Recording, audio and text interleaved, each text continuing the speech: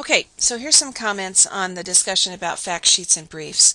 I wanted to sort of hit some of the points that you all made to reemphasize them because I thought you did a pretty good job of identifying the key features of fact sheets and briefs, and then I also wanted to make a couple of other points that I thought were important. So I thought you did a good job of isolating what were the key features of these sort of report style genres that are briefer and more compact. One is that, in fact, they generally are shorter than reports. Another is that you need to use graphic elements in an intelligent way to help the reader see what are the key points and the relationship between key points, since you don't have a lot of room for connective tissue, big transitions, and so on. So that means that you need to use headings, you need to use graphics, you need to effectively use your first paragraph to lay out the key points and the overall thrust of the piece. Let's see. Jamie pointed out that briefs are not necessarily easier to write, and I thought that was a really sharp point to make. Because you are, every word counts, generally speaking. Let's see. Julia pointed out that you needed to have a strong sense of audience, and I think that's especially true in shorter pieces because your purpose and audience determine what will go into a brief piece because you don't have room for extra. Let's see. Carly pointed out that you needed to have a strong sense of what the main points of the report were because that would be what you would emphasize in the brief. And both Casey and Destiny pointed out that in order to write an effective brief that is taken from a report that you would need to really know your report backwards and forwards. And I thought all of those were very sharp observations.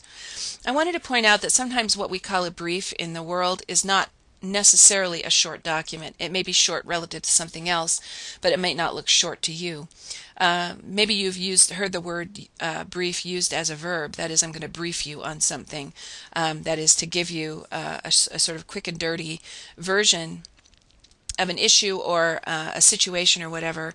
Now, an issue briefing, say, for the President of the United States might be a fairly lengthy document because maybe the situation or issue that's being represented in the brief is complicated and has lots of ins and outs. I just wanted to point that out, that sometimes the brief is not necessarily short, at least not short like we're thinking. For this assignment, I'm not asking you to write a long brief. I'm not asking you, in other words, to give the President the lowdown on the nuclear warhead situation in North Korea.